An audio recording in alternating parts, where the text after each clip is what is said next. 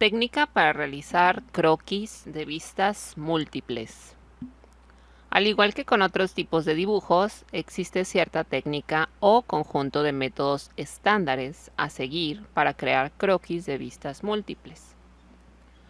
La técnica incluye convenciones de líneas, proporciones y métodos para dibujar círculos, arcos y elipses. El conocimiento de la técnica apropiada y eficaz ayudará al principiante a crear croquis legibles de vistas múltiples. Vamos a iniciar con las convenciones de línea.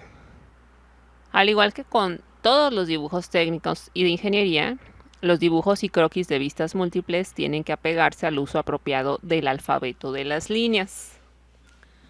La figura 4.43 muestra el alfabeto de las líneas dibujadas a mano más que con instrumentos. También incluye los espesores de lápiz recomendados.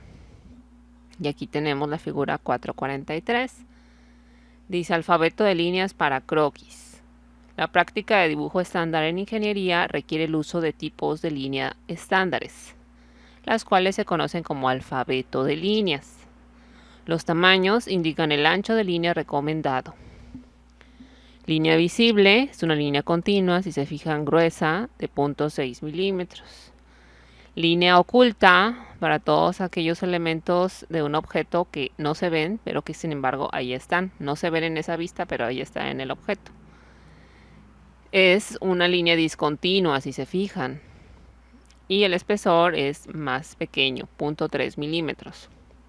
Línea de centro. Una línea alargada, un guión y otra vez alargado, 0.3 milímetros. Líneas de cota y extensión.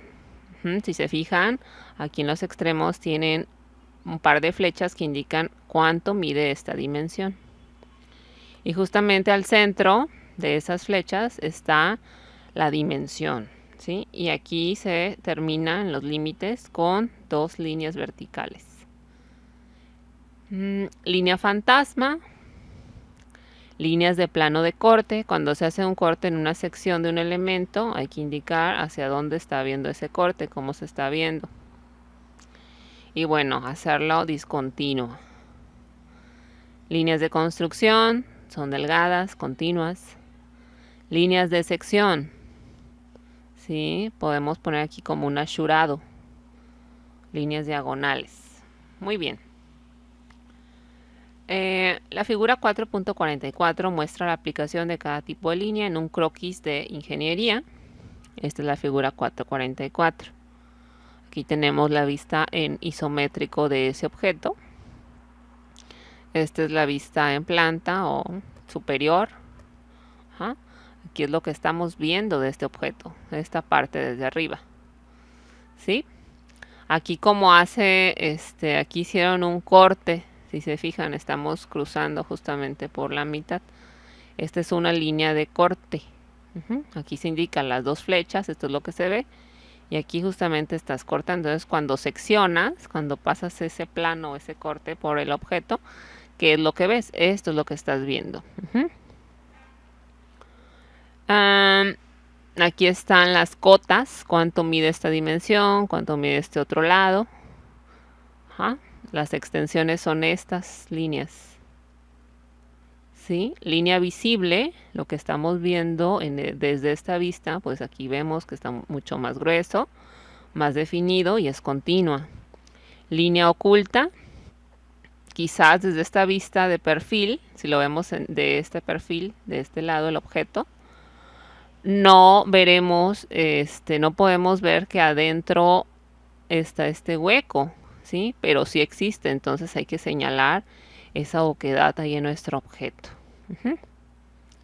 Y líneas de construcción, ¿sí? Con las que estamos jalando de una vista a otra, de un corte a otro. Bien. En el dibujo técnico y de ingeniería es importante representar las características ocultas, de modo que el lector del dibujo pueda comprender el objeto con claridad. Con el paso de los años se han establecido muchas convenciones relacionadas con las líneas ocultas. La figura 4.45 muestra las convenciones de líneas ocultas, que deben seguirse cuando se dibujan croquis técnicos o dibujos con instrumentos a menos que el sistema CAD tenga limitaciones que dificulten el cumplimiento de estos requisitos. Estas son las convenciones. No debe haber ningún hueco cuando una línea oculta se cruce con una línea visible. Las esquinas de las líneas ocultas deben unirse. Y vamos a analizar la figura 445. Esta es la figura 445 a la que hace referencia de las convenciones de dibujo para líneas ocultas. Entonces, el segundo punto decía que las esquinas de las líneas ocultas deben unirse. Ese es el caso B. Líneas ocultas en las esquinas deben unirse aquí. Luego continúa con que debe existir un hueco cuando una línea oculta se cruza con una esquina o con arco visibles, que es el caso C. Entonces estas son visibles, esta es una línea oculta, aquí hay un hueco, ¿sí?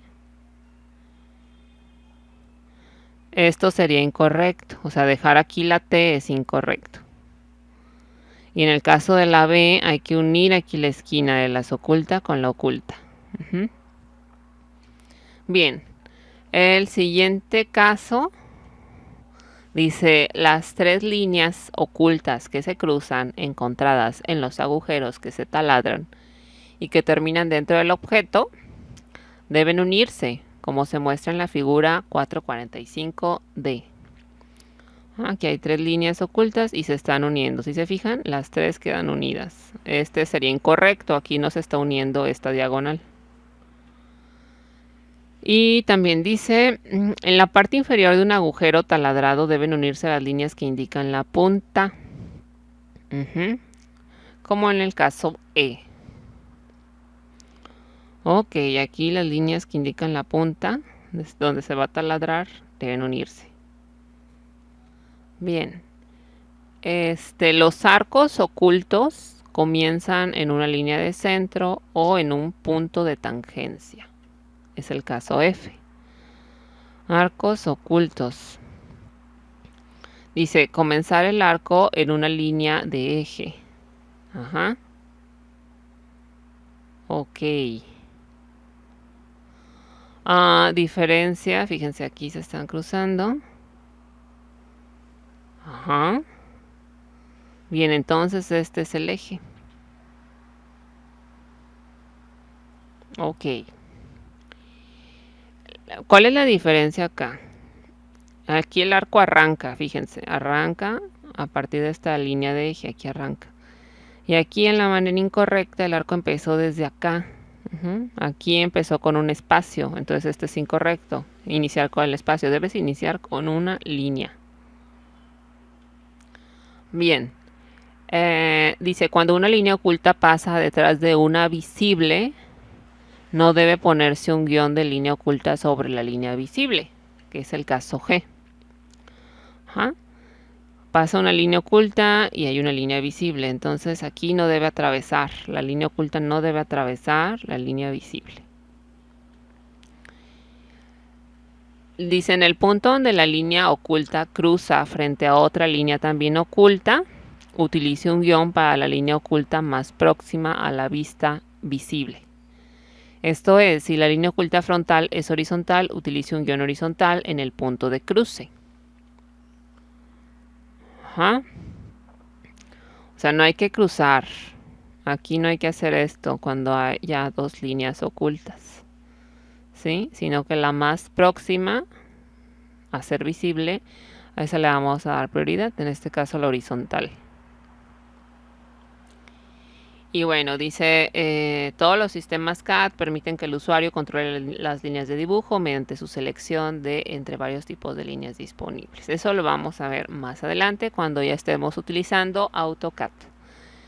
Continuando con esto de la presentación, nos dice precedencia de las líneas. ¿A qué se refiere esto?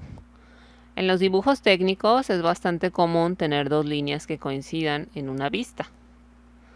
Cuando esto sucede, la convención práctica, conocida como precedencia de líneas, dicta el tipo de línea a dibujar cuando se traslapan dos o más líneas en una vista.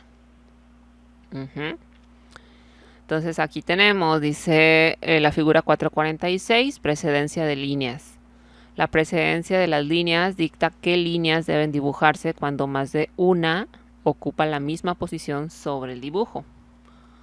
Por ejemplo, la línea visible tiene precedencia sobre todos los demás tipos de líneas, o sea, es la más importante. Mientras las líneas oculta y de plano de corte tienen precedencia sobre las de eje. Son más importantes de colocar o de poner que las de eje. Aquí está la línea visible, tiene precedencia sobre todas las demás líneas. ¿Sí? La línea oculta y la línea de plano de corte tienen precedencia sobre las demás, sobre las líneas de eje, y la línea de eje pues no tiene precedencia, es la que dibujaríamos al último, la que tendría la última importancia. Y aquí está la figura 447. La figura 447 nos muestra un dibujo de ingeniería que muestra cómo se aplica la precedencia de las líneas. ¿Sí? Aquí en esta vista, que es la vista superior de este objeto, lo estamos viendo desde arriba. Dice que las líneas visibles, la línea visible va sobre la oculta.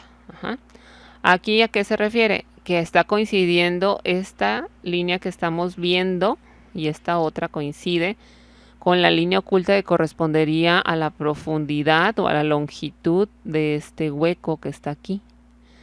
O sea, las dos están coincidiendo, están en el mismo lugar exactamente. ¿Cuál vamos a dibujar? Pues vamos a trazar la línea visible. Y en este caso, dice línea oculta sobre una de eje.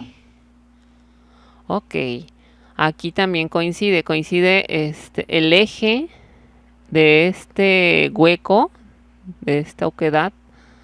Aquí justamente el eje que va a lo largo coincide con esta línea oculta en esta vista. En la vista desde arriba o en la vista superior no vemos esta línea y la trazaríamos como punteada, como oculta, pero como está coincidiendo con el eje, ahí tenemos que preguntarnos, con el eje del hueco, tendremos que preguntarnos cuál dibujamos. Ahí tendremos que dibujar la línea oculta, ¿sí? Que tiene precedencia sobre las líneas de eje. Y luego acá viene un caso C, dice la línea visible tiene precedencia sobre una línea de eje. Esta vista es si nosotros la vemos de frente. Si nosotros vemos de frente este objeto, vamos a tener esta vista. Y bueno, aquí esta otra vista es de perfil.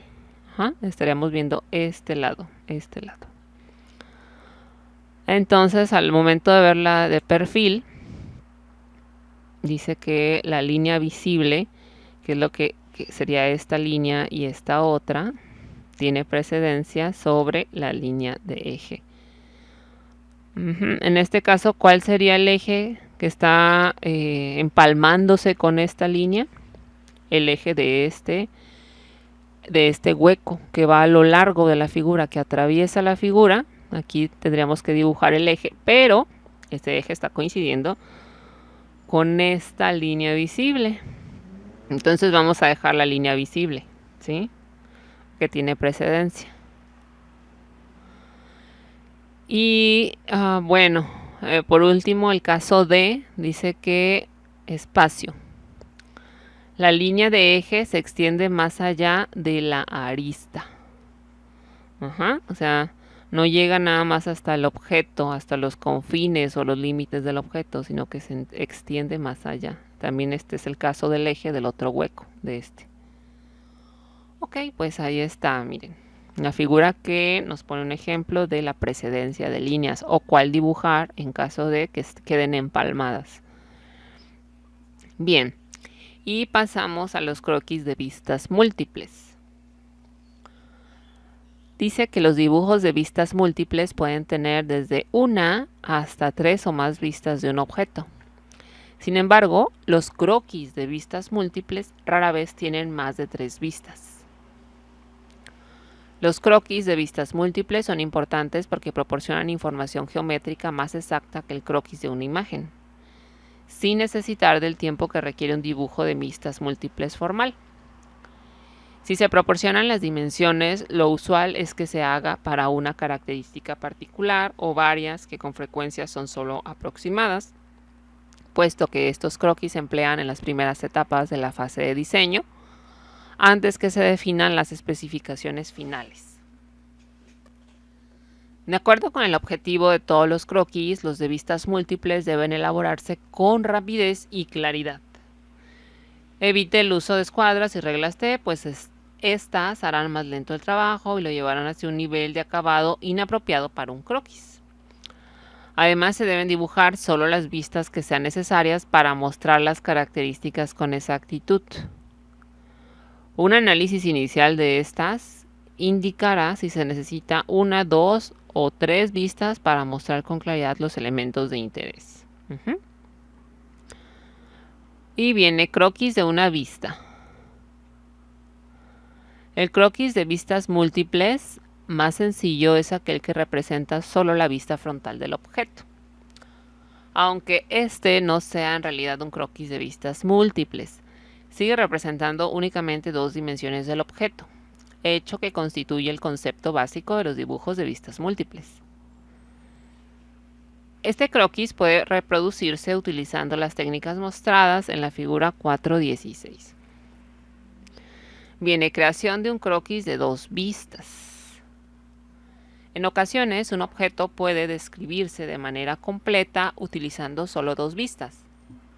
Como ejemplo de esto, la figura 4.51 representa una parte simétrica que puede describirse utilizando 2 vistas. Si la vista frontal es como se muestra en la imagen, entonces las vistas superior y lateral son idénticas. No se gana nada dibujando ambas, así que solo se dibuja el croquis de una de ellas. Y acá viene la figura 4.51.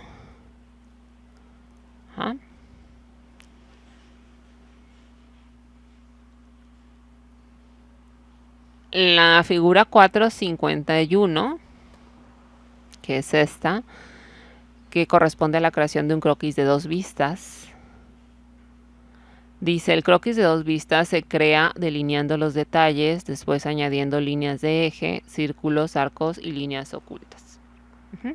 Aquí es el caso que nos menciona el texto.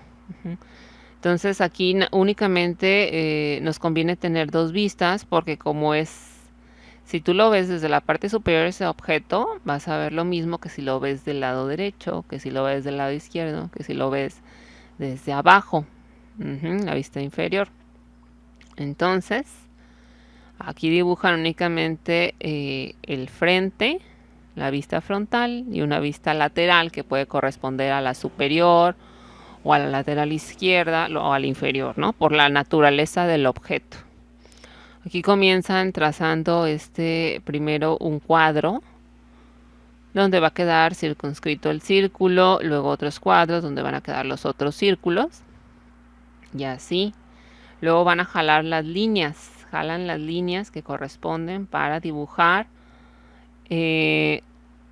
la vista lateral, para que correspondan. Todas las líneas deben de corresponder porque nos están dando las alturas de los elementos, donde se localizan cada elemento.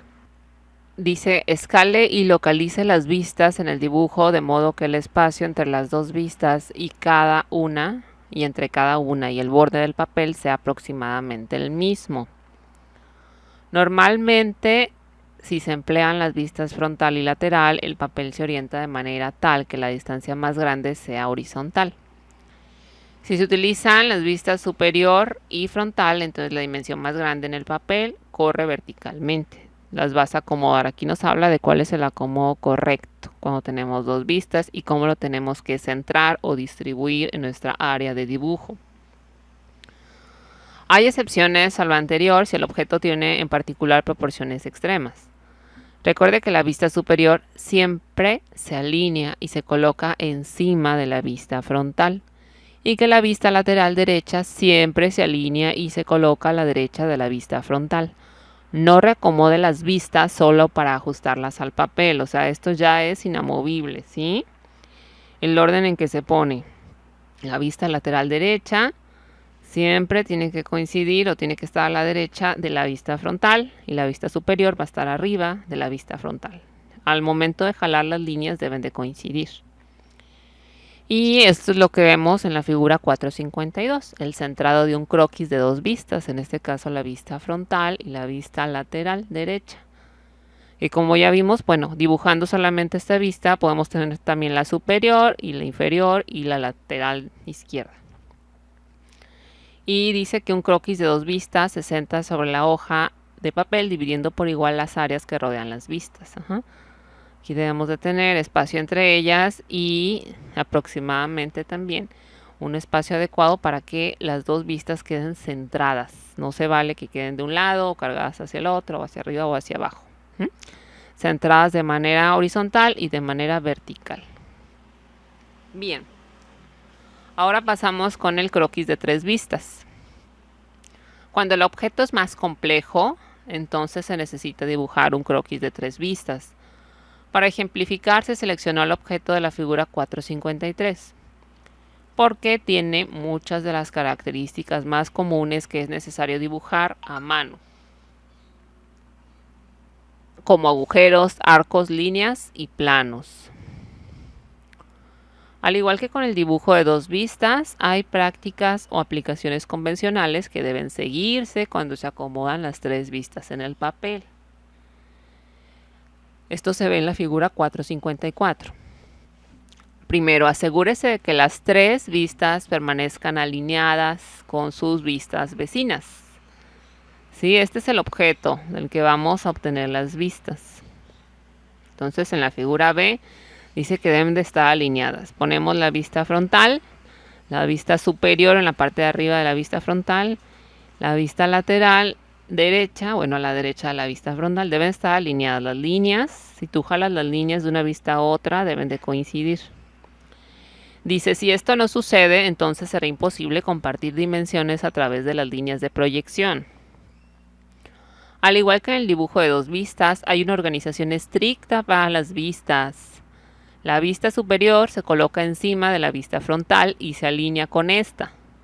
La vista lateral derecha aparece a la derecha de la vista frontal alineada con ella. No reacomode las vistas superior, frontal o lateral derecha, ni tampoco ponga otras vistas regulares en estas posiciones, ¿sí? O sea, esto está desalineado. Sí, es la superior, pero no coinciden las líneas, no coinciden los elementos donde están ubicados. Esto está mal. Lo mismo pasa con este perfil derecho. O sea, lo dibujaron sí a la derecha, pero está arriba, no está coincidiendo. Esta línea debería de coincidir con esta otra con esta otra, la inferior. Hay que alinearlas. En el caso D, en esta figura también está incorrecto el acomodo de las vistas. O sea, aquí está la frontal y luego el perfil derecho está dibujado a la izquierda de la frontal y la vista superior sí está en la parte superior de la frontal, pero está mal acomodado. O sea, estos dos deberían ir a la izquierda y esta debería ir a la derecha de la frontal. Entonces hay que acomodarlos bien. Y aquí dice la figura 454, alineación de las vistas. El croquis de tres vistas debe distribuirse apropiadamente practicando los siguientes estándares. Las dimensiones del ancho en las vistas frontal y superior se alinean verticalmente, mientras las dimensiones de la altura de la vista frontal y lateral se alinean horizontalmente. Croquis de tres vistas. La figura 453 y las siguientes muestran cómo crear un croquis de tres vistas. Paso 1. Comience esbozando las vistas frontal, superior y lateral derecha del objeto, utilizando todo el ancho, la altura y la profundidad. Todo el ancho sería B1. Este es el ancho de la figura, del objeto. La profundidad, que es esto. Yo lo veo de forma lateral, esto corresponde a la profundidad. Y cuando lo veo de la parte superior, esto es la profundidad, fíjense. Y el alto. El alto, ¿cuándo lo voy a apreciar? En la vista lateral. Ok, dibuja primero la vista frontal. Después use las líneas de construcción para proyectar el ancho de la vista frontal a la superior. O sea, primero es la vista frontal. Después alargamos estas líneas de construcción para proyectarlo sobre la vista superior. Asimismo, utiliza las líneas de construcción para proyectar la altura de la vista frontal a la lateral derecha. La altura de la vista frontal a la lateral derecha. Acá jalamos estas líneas. Aquí y acá. Deje espacio entre las vistas para que haya espacio para añadir texto, para notas y dimensiones. Es importante no dejar una vista pegada a la otra. Eso se refiere a estos espacios y este otro espacio. El espacio entre cada vista debe ser aproximadamente el mismo, para que no quede desproporcionada. Aquí un espacio grandísimo y aquí un espacito chiquito. Pues no. Asegúrese de que la dimensión de la profundidad sea igual en las vistas superior y lateral, midiendo la distancia con el empleo de una escala o compases. Esto debe de coincidir. Esta línea, esta altura de la profundidad, esta debe ser igual a esta, en la vista lateral, porque es el mismo objeto. Paso 2. Esboce tenuemente las características más importantes observadas en cada vista. Esboce tenuemente. ¿Cuáles son esas características? Pues en este caso, si volvemos a este objeto, vamos a tener aquí estos barrenos o estas oquedades, estos huecos. Entonces eso lo vamos a ir esbozando, ¿sí? ¿Cómo? Bueno, pues con ayuda de estos cuadros. Primero que nada, vamos a trazar líneas, que nuestros círculos, nuestros huecos queden adentro de esas líneas. Por ejemplo, dice, los agujeros taladrados se esbozan en las vistas donde aparecen redondeados. Las aristas anguladas y las esquinas redondeadas se observan con mayor claridad en la vista superior. Aquí va a haber una esquina redondeada, ¿sí? Fíjense. Si lo vemos desde la parte superior, aquí está este corte, este chaflán, y aquí está el redondeo. Entonces hay que irlo esbozando, ¿sí? Hay que irlo esbozando ya. Comienza a oscurecer estas importantes características. Paso 3. Con mucha frecuencia las características aparecerán en 2 y en ocasiones en las 3 vistas. Las líneas de construcción pueden servir para proyectar la localización o el tamaño de una característica de una vista a otra. Recuerde que cada par de vistas adyacentes comparten siempre una dimensión. La dimensión de profundidad puede compartirse entre la vista lateral derecha y la superior con una línea de construcción especial denominada línea de Inglete. Es esta. Como no son adyacentes, estas las podemos compartir por una línea de construcción que se llama línea de Inglete. Entonces aquí tenemos que jalar las líneas. ¿Por qué? Porque esas líneas de construcción nos van a decir dónde está ubicada las características, en este caso los barrenos, ¿sí? Entonces esta debe de coincidir, el ancho de este barreno, trazamos una línea a cada extremo y lo jalamos hacia la vista superior y también lo jalamos en horizontal, jalamos esa línea hacia el perfil derecho. La altura de este elemento, de esta oreja, también lo jalamos. Y el ancho lo jalamos hacia la vista superior. Deben de coincidir, ¿sí? En el caso de la vista superior y el perfil derecho, bueno, dice que podemos utilizar esta línea de Inglete. Y las líneas ahí van a ser 90 grados, pero continúan. Si se fijan, horizontal y luego se hacen verticales y aquí continúan. También este barreno horizontal, luego 90 grados y verticales. Deben de tener una continuidad.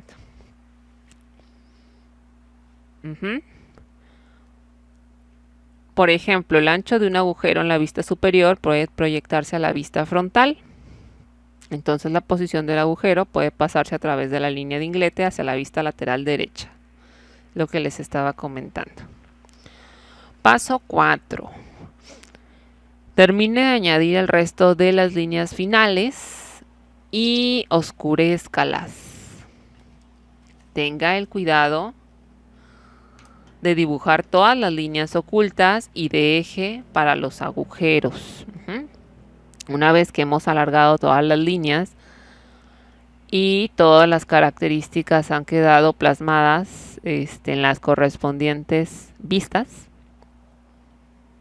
ahora sí ya podemos oscurecer las líneas finales, ¿sí? Las líneas finales, que son las líneas vistas, las que estamos viendo realmente, las líneas que están presentes, las características que están presentes, pero que están ocultas en la vista que estamos observando.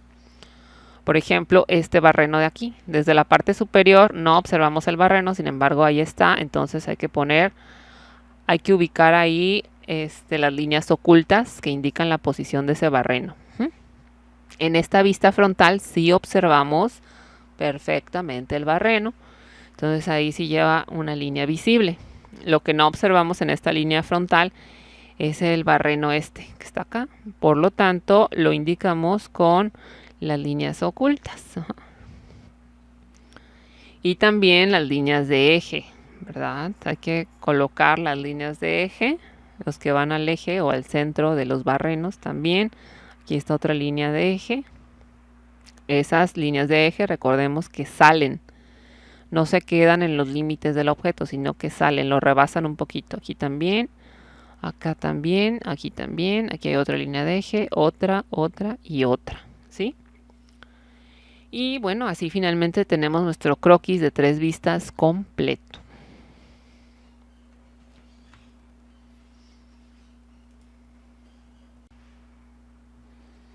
Texto en los dibujos. Sin texto sería casi imposible describir de manera completa los diseños de ingeniería. El texto en los dibujos de ingeniería y técnicos se utiliza tanto para comunicar información no gráfica como sustituto de la información gráfica en aquellos casos donde el texto pueda comunicar la información necesaria con mayor claridad y rapidez. Por ejemplo, el nombre de una parte de ensamble, el número de partes necesarias y las dimensiones de una parte. El uso del texto en los dibujos debe mantenerse en un mínimo. Además, deberá ser breve y conciso. Aunque el texto puede colocarse en cualquier parte del dibujo, hay algunas áreas donde es más común encontrarlo. Tales áreas se describen en los siguientes párrafos, que corresponden a la figura 479. Bloque de título. El texto que se emplea en los bloques de título sirve para identificar el nombre del dibujo y su relación con otros dibujos. Entre la información importante que también se encuentra en los bloques de título se incluye la escala, la fecha de elaboración del dibujo, la compañía, el nombre del dibujante, el nombre de la persona que verificó el dibujo, etc. Bloque de revisión. Este bloque se coloca a un lado del bloque de título y enlista las revisiones hechas al dibujo. Lista de materiales. En una lista de materiales, el texto se emplea para identificar número y nombre de las piezas, materiales con los que están hechas las piezas, cantidades necesarias para el ensamblado y dimensiones, entre otras cuestiones. Notas generales. El texto puede emplearse para proporcionar información general que de otra manera no podría comunicarse con eficacia o rapidez. En ocasiones, los nombres y los números de las piezas se colocan cerca de las vistas ortográficas cuando se dibuja más de una parte del ensamble en la misma hoja. También puede anotarse información especial para la manufactura. Dimensiones. El texto se coloca sobre las dimensiones para identificar las medidas necesarias para crear el producto o la estructura. La mayor parte del texto de las dimensiones son números con una altura de 1/8 de pulgada o 3 milímetros. Entonces, aquí tenemos los ejemplos en la figura 479, los ejemplos de bloques de título, notas generales, revisión y lista de materiales en un dibujo técnico. ¿Sí? Acá está cómo estamos empleando el texto. Bloque de revisión, bloque de título con todos los elementos necesarios, cuál es el título de este objeto que está dibujado, quién dibuja, la fecha en la que se dibujó, notas generales, lista de materiales, ¿sí? Todo eso necesita texto. Evidentemente el texto también debe tener un tamaño adecuado, ¿sí? Y aquí hay un par de bloques de título que se pueden emplear, ¿sí? Estas configuraciones, bueno, pueden ser estándar, se pueden modificar. Siempre deben ser también proporcionales al dibujo, ¿sí? No se vale poner un cuadro o un bloque de título gigante, porque no es lo que debe importar en nuestro dibujo. Es información que es importante, pero no es lo principal, ¿sí? Entonces aquí viene dibujante, cuándo se elaboró, la fecha, el número de dibujo, la escala, la hoja, la revisión, en fin. Estos pueden variar la configuración.